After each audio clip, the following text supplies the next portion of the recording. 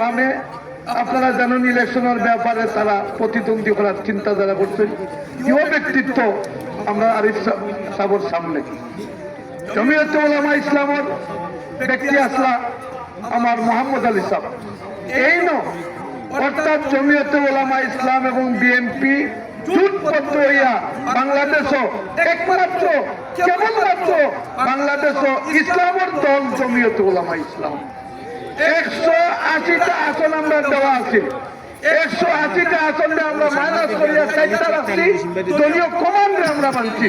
আমরা খেজুর গাছ তৈরি আজকে চাকলাম হবে দলীয় কমান্ড মানছেন।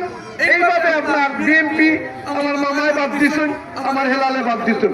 সুতরাং বাংলাদেশও আন্তর্জাতিক লেভেলে নাই, বাংলাদেশও জাতীয় লেভেলে একমাত্র যদি কোনো দল দুইটা থাকে বিএনপি আর জমিয়তে উলামা ইসলাম। এই বিএনপি আর জমিয়তে উলামা ইসলামের সিদ্ধান্ত নিছে নির্বাচনটা কিভাবে হইতো। আপনারা খুব ভালো করে চিন্তা করুন, এই নির্বাচন গুরুত্বপূর্ণ নির্বাচন। এই নির্বাচনে আগামী বাংলাদেশের সার্বভৌমত্ব রক্ষা করবো। এই নির্বাচনে আগামীতে রাজনৈতিক মর্যাদা ধ্বংস করবো।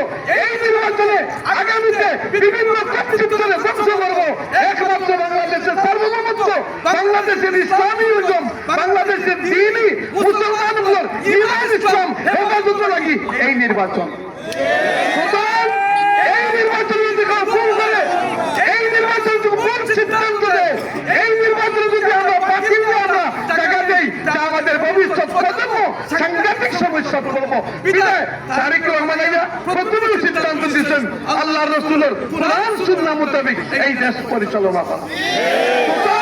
আমাদের দাবি থাকলো খালি বক্তব্য নয়, মেহরবানি পূর্বক প্রত্যেকটা সেন্টারও জোরাতো করে হইয়া আপনারা বাহাদুর হইয়ার যদি আমরা প্রত্যেকটা সেন্টারও জায়গাত মজবুত থাকি, ভালো ভালো লোক আমরা এজেন্ট দেই।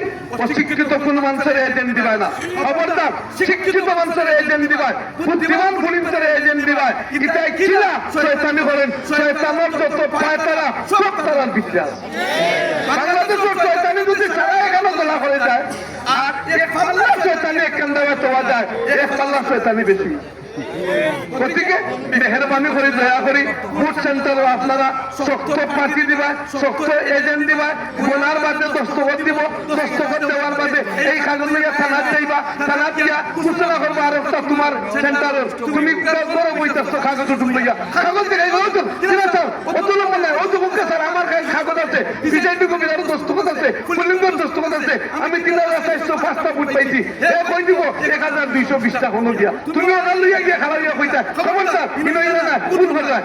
এইভাবে জায়গায় জায়গায় চৌকান না হইলে আমরা এর লোকে মোকাবেলা করতাম পারতাম না। আল্লাহ তাআলা তৌফিক দান করুক। আমার আরিফ ভাইরা আজ শক্তি হোক এই দেশের এবং যারা অসুবিধা আছে যতটা আছে সব টাইম জানুন টাইম দেখবা।